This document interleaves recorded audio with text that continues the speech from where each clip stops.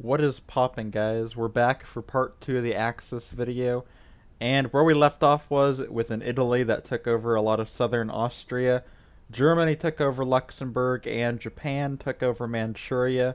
So what we do now is really up to me to decide, and I'm guessing that I'm planning a few different strategies for this video. I'm not sure exactly which one I want to do, but I'm thinking we either invade Switzerland as Italy, we invade Yugoslavia, which would be a lot more, difficult of a battle, so we'd probably have to save up about 200,000 gold roughly for that war, or we invade Albania, which would be, a decent little territory to grab onto, but I think Yugoslavia is definitely the grand prize, and if we can take over Yugoslavia, Italy will literally be roughly the same strength, if not stronger than Germany, which would really give us quite the advantage when playing as Italy, and would definitely help us in the future if, France or the Soviets decided to attack us, which is, fairly likely, so I think we're going to probably invade Yugoslavia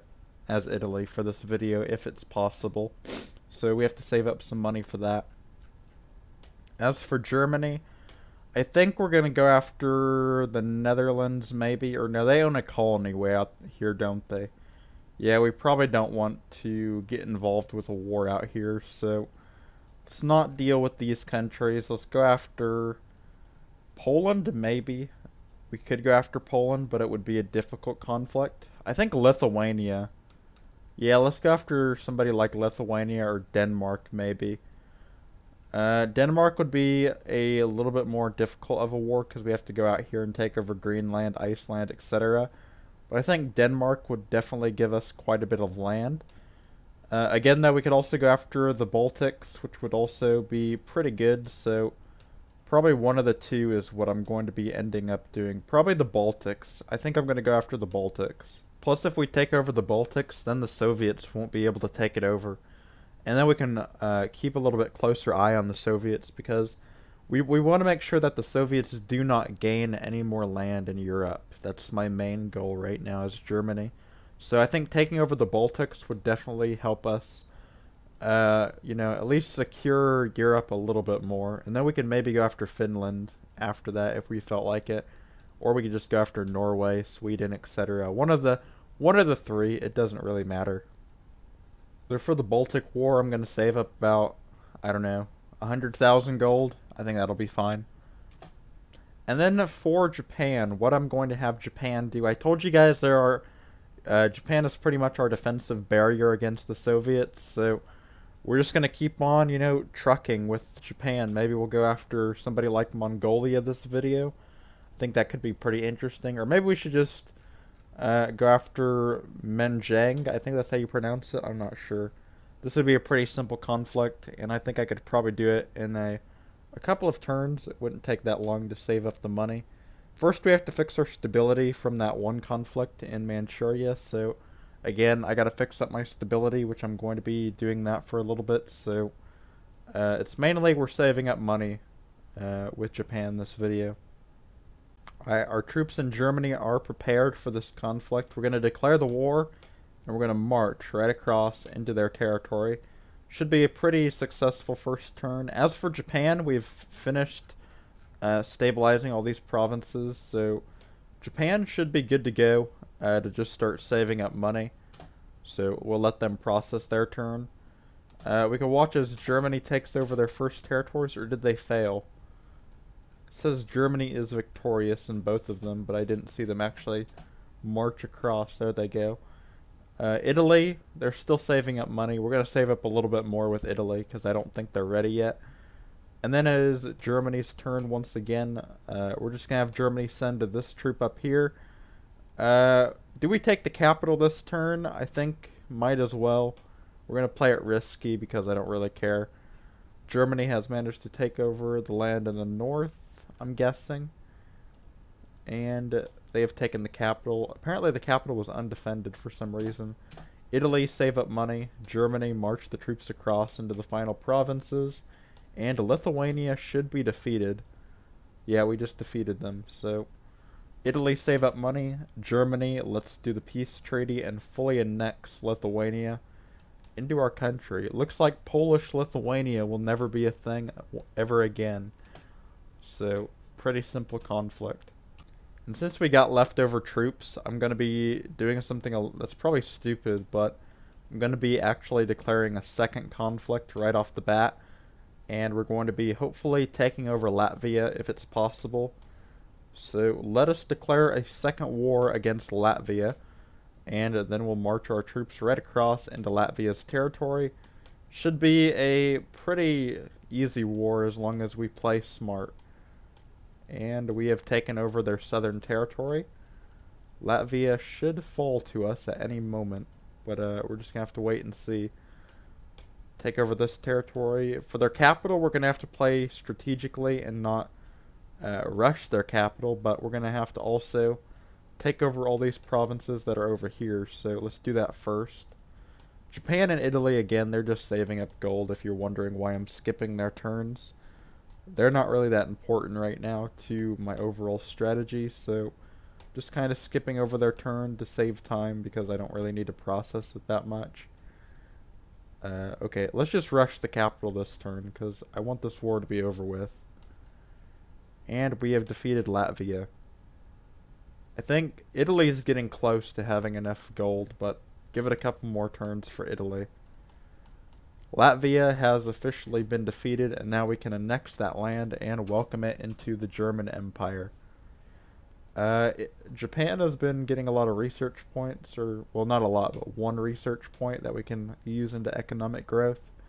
And they've also saved up 70,000 gold, which should hopefully be enough to actually, you know, take over this little territory over here. And apparently I never disbanded these troops, which is not really what I wanted to do. I wanted to disband them, but I mean, I can use them now against my enemy, so might as well just build more and prepare for the new conflict that's about to start up.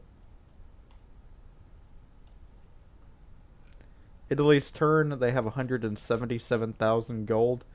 I think we're ready. I think if there was a time that we were ready, I think it's probably right now, because we're not going to get any more prepared than we already are, so might as well build the military and prepare the invasion into Yugoslavia.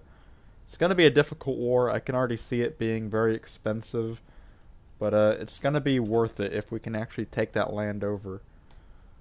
As for Germany, we're going to disband the troops because we don't need them anymore. We'll take over Estonia probably in the next video, but for now, just disband the troops, and we're going to use our leftover money to stabilize our new provinces that we just gained from Latvia. So let's click all this, and then we'll stabilize our country.